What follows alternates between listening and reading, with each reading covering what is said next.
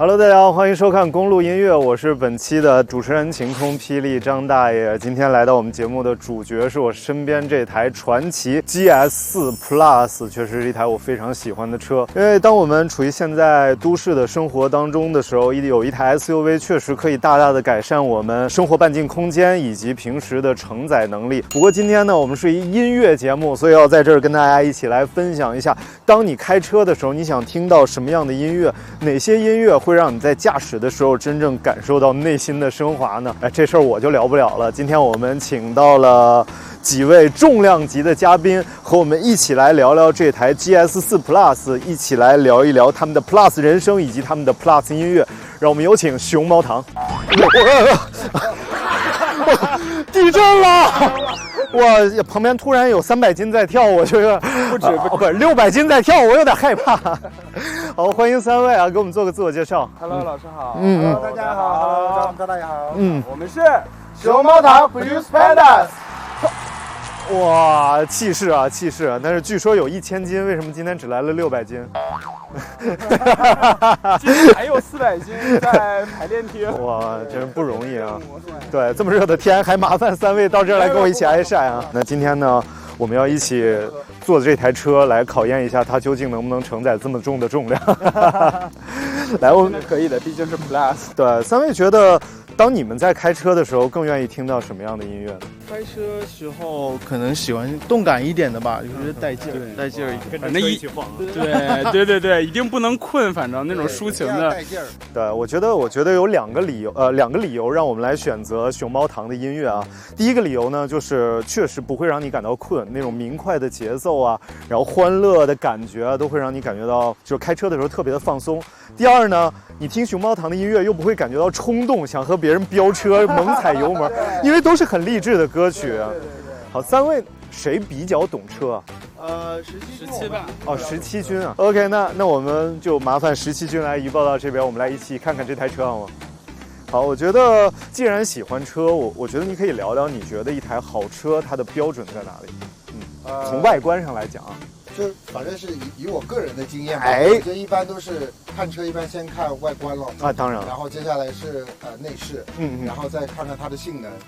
这有一个混进来的汽车人，怎么回事？然后最后呢，最重中之重就是看看它的就是经济实惠，然后就是它的耗油量，就它的性价比以及它日常使用的成本怎么样？对。OK， 咱们就从你说的第一点开始啊，你看看外观，外观就要先从前脸开始，是不是？好的。这一个部分啊，它叫做进气格栅，主要是负责给发动机供应空气的。那这种设计呢，基本上我们把它叫做直瀑式的进气格栅，像一个瀑布一样垂下来的。它这种直瀑式的进气格栅，根据不同的配置是有2种，一种是星之翼，另一种是震天翼。它的前脸气场很大，让我感觉爱了，气场非常的大。没错，它这个整个部分叫做 X 型的前脸，虽然你没有办法发现真的里边有几个叉在里边，但是整个这种 X 的感觉还是保留了，并且我觉得 X 前脸也是一种这种未知的感觉，就让人有探索感。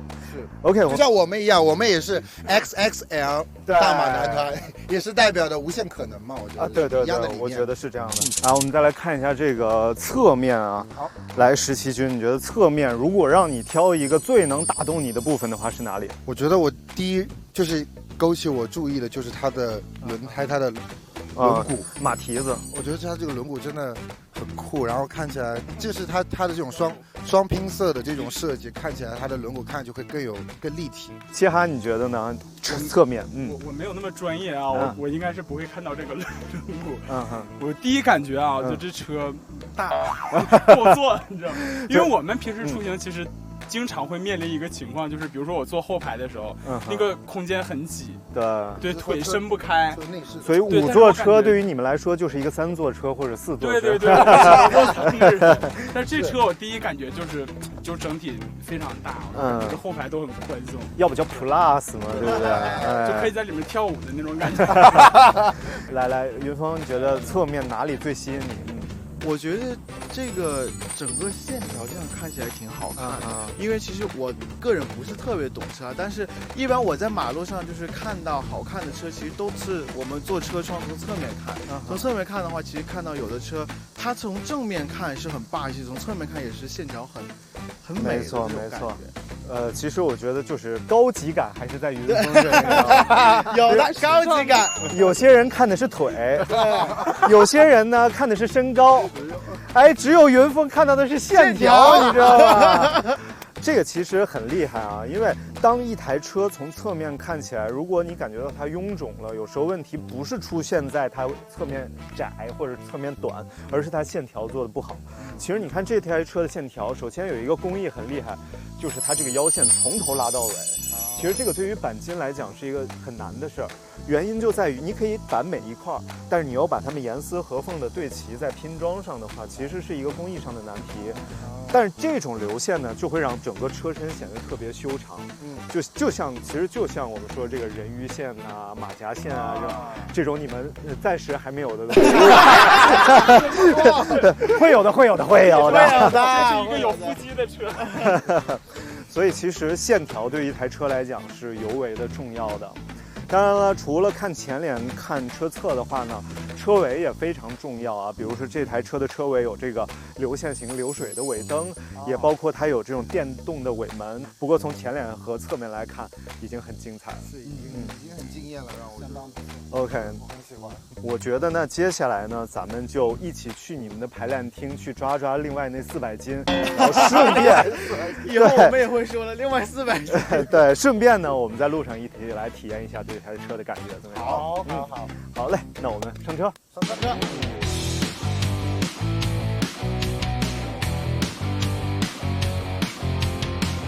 挤不挤？后边怎么样啊，朋友们？哎，好宽松啊！我都翘二郎腿儿吗？自由活动。怎么样？你们俩评价一下坐在后面的那个空间感如何？就真的很宽敞。我跟你说，这种宽敞度其实是非常，虽然我的腿比较短啊，但不过这种宽敞度已经跟我坐那个商务车是基本上是一样的。我刚试了一下，真的距离峰峰的腿就是距离主驾驶的位置，它大概有3拳的距离，特别宽敞。因为我确实这个是我比较舒服的一个驾驶的位置啊，然后所以给后排还是非常友好的。而且不光是这样啊，因为这台车还比较新嘛，它整个行驶里程也没有多长。但是我们上车之后，你们没有闻到味道？没有。因为很多新车特别怕一上车之后就是有一股新车味儿啊，特别难受。是，对。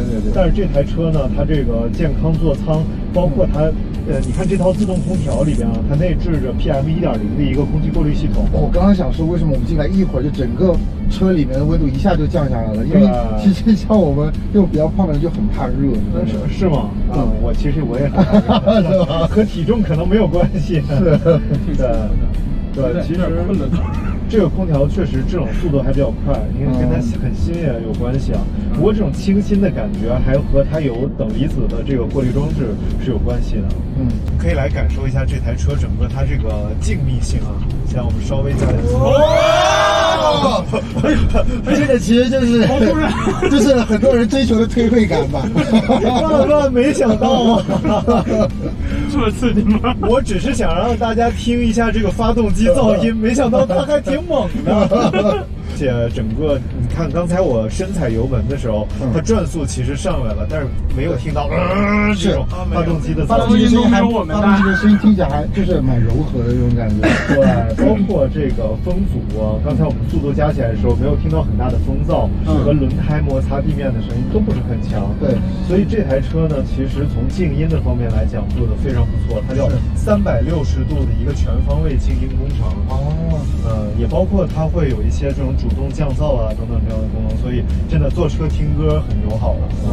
其实你们有一首歌叫《以梦为马》呀。其实对于现代人来说，马不就是车？马的作用就是扩大生活半径，所以带你去更远的地方。所以车其实也就是现在的马。所以我们听听这首歌吧，《以梦为车》，以梦为马。对，以梦为马，青春远征。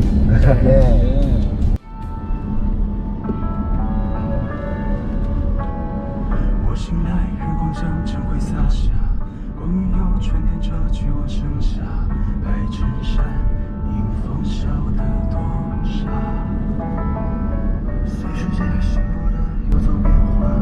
个声音。顶顶。这第二个是顶顶，对，第一个是我啊，是你最喜欢的那个声音哦。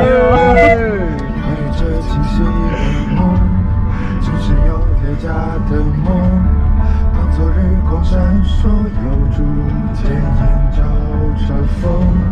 我觉得在车里听这种歌蛮有感受的。对啊，是。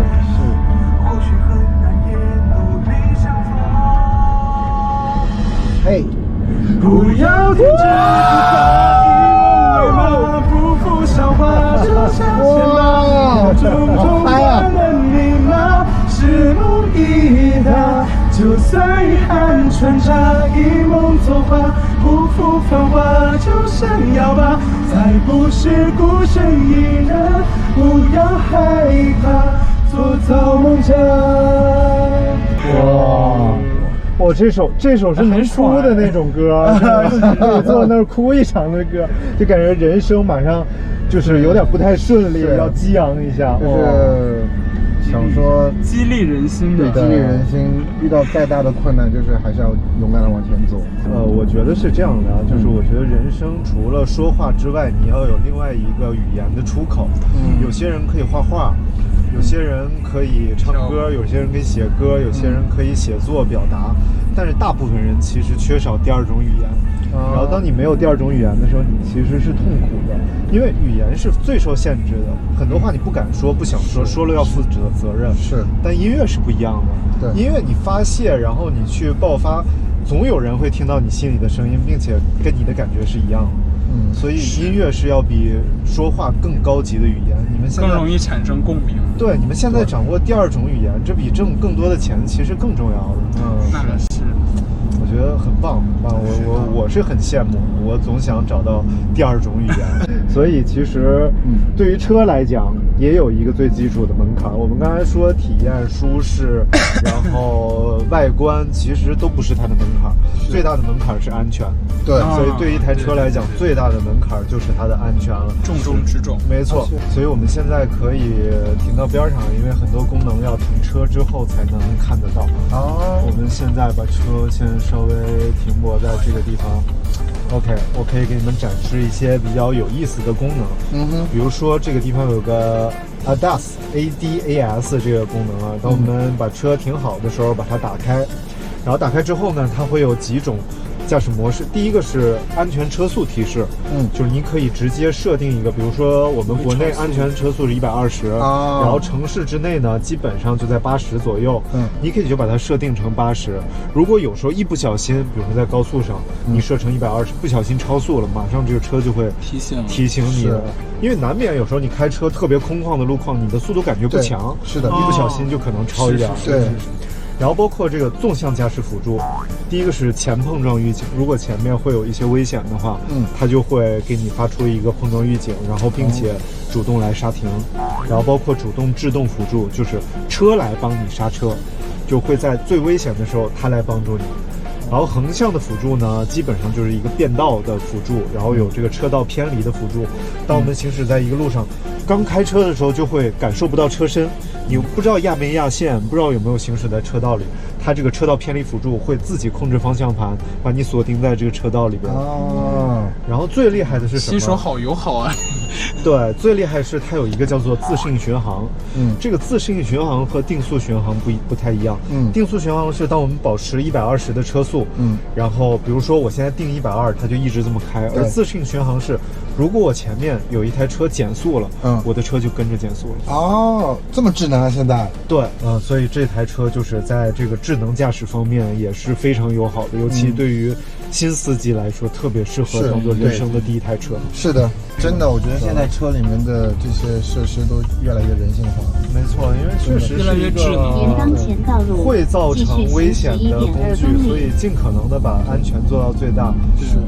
所以这个其实还是很舒服的，包括它这个全液晶的仪表盘能显示的内容也非常丰富。你看这边有胎压监测呀，然后这边转速、车速都一目了然的。所以从安全性能和它的这种便捷程度上来说，已经非常棒了。行了，那好近啊，很近啊。OK， 那我们现在就准备出发。了。哦，好，这就是我们的训练室了。到了，哎呦，好长，请进。哇，就是他俩在排练。对，是顶顶和卡斯。对，顶顶和卡斯，我们的成员。顶顶是卡斯，张大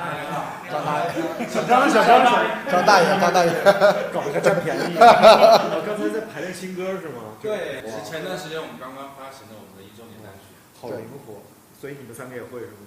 肯定啊，这肯定啊。什么意思呢？来自灵魂的拷问。证明一下好吧？好的。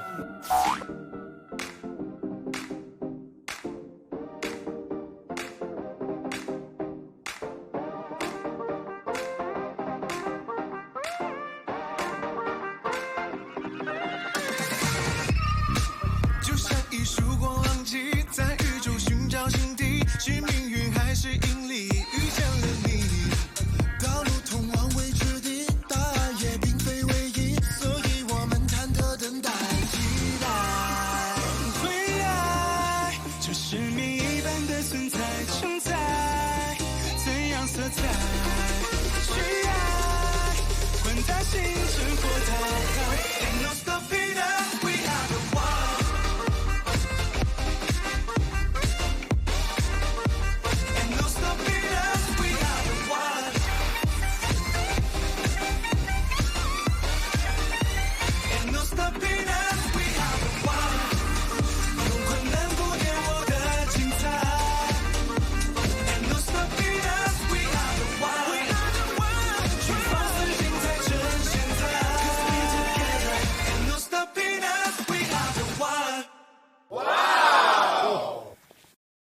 来，推几首吧，好不好？我们来说几首你们最满意的歌。我先说吧，招财猫。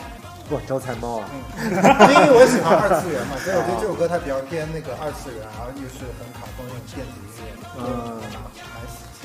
我有听，我昨天有听招财猫。你来。我的话，我想泰国的那个单曲吧，就我们那个盘他。是泰语的吗？不是泰语，我们字幕是泰语。哎，但是有一句了，是泰国的口气唱中文。哦。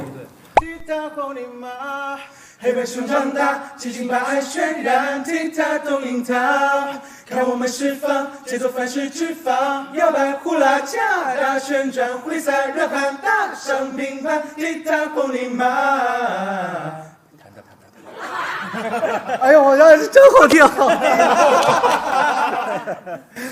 顶顶呢？我的话就给大家推荐一下我们刚刚发布的我们熊猫堂1周年的单曲《The One》。这首歌其实《The One》，然后其实是一体同心，就代表我们5个人其实是一体，我们熊猫堂就是永远在一起的意思。就是虽然我们是5个个体，但是最后我们汇集成 The One。对，因为熊猫堂把我们5个聚集在一起了。哇，真好，真好。OK， 我最喜欢的，我最推荐的歌曲是我们最新的一个 EP 里面的主打歌，同名主打歌叫《大惊小怪》。因为这首歌它的编曲非常的丰满，然后它鼓啊贝斯加的很重，所以很适合在就是车里边放大音量，然后那个低音炮这样子就会非常非常的嗨。是那种会冲动让我踩下油门的。它会让你点油门。就是就脚会跟着点，节拍，危险驾驶，有点危险了，太危险了。因为这个节奏点刹车，不要点油门，好可怕。乘客可以点，司机还是不要了，不建议。来，嘉你的。我以梦为马吧，我觉得对他们都是欢快一点的，那我就励志一点的。励志一点。对，我觉得这首歌可以给人就是激励人心吧。就是开车的时候还是比较 OK。我觉得真的听了刚才他们的歌，然后看了他们的舞蹈，觉得就是真的和我们今天的车有一点相似的地方。还是回来了，对吧？就是大体量，但是同样有力量啊，可以带我们去更远的地方，像马一样以梦为马，扩大生活半径，把生活变得更好。对，唱也唱了，跳也跳了，接下来咱们什么安排啊？一会儿接下来我们下午要去录音，对，我们3个人要去录音，然后他们俩还要去排练。OK， 那需要我送你们一下吧？可以，那最好了。OK， 那我们现在就去录音的地方，那2位继续辛苦排练。好嘞，好， ，Let's go，辛苦了，辛苦。平均录一首歌要用多长时间？你说日常我们去录音棚录歌吗？对，一下午，快的话一下午。从下午2点能录到个就是下午2点刚刚起床的时候是吧？啊，差不多没有。我们刚开始录的时候，最早好像就是最早的时候进录音棚，好像最久的一次有1整天吧。因为要看歌曲的难度还有制作人的要求。对。有没有那种就是录的时间久了之后，就感觉气力嗓子都跟不上的感觉？也还好，因为我们是一个人录，就是一个人都肯定不会超过2个小时。其实还是这套这个发声工具比较好用，要是我的话，半个小时就不行了。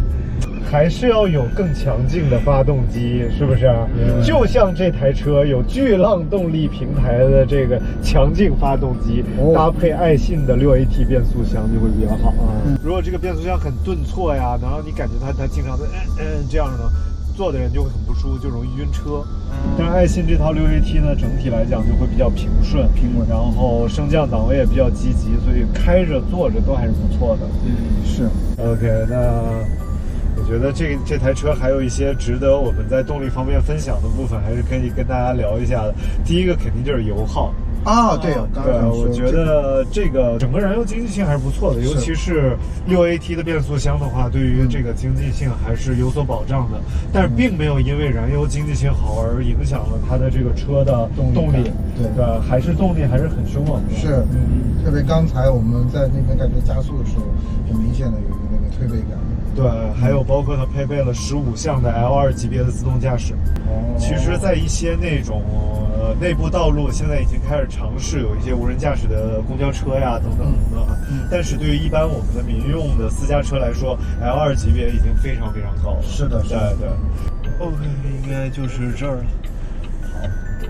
那车停这儿可以吗？是这儿，可以。好嘞，谢谢张大爷，辛苦你了，加油，加油！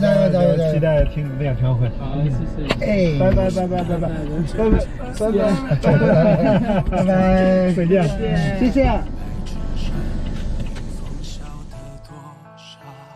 就这样，我们结束了愉快的一天。人生啊，无非就是一场旅途。有人驾着车，有人做着梦，有人乘着歌。我们有不一样的远方，却有着同样的热爱，以梦为马。熊猫们，加油！当昨日光闪烁，又逐渐映照着风，描绘过平行时空，藏着约定漂浮着，或许很难也努力相逢。